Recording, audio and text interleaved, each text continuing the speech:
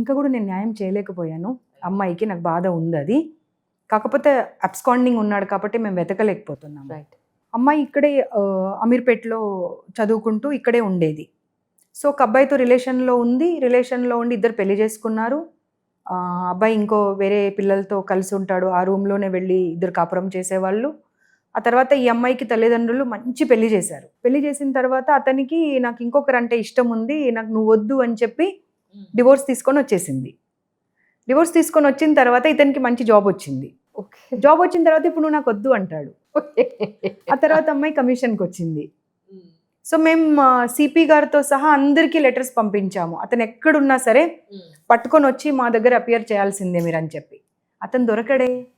నాకు మనస్ఫూర్తిగా ఆ అమ్మాయికి న్యాయం చేసి వాళ్ళిద్దరూ మళ్ళీ కలిసి బతికేటువంటి పరిస్థితి తీసుకురావాలని నాకు ఉంది.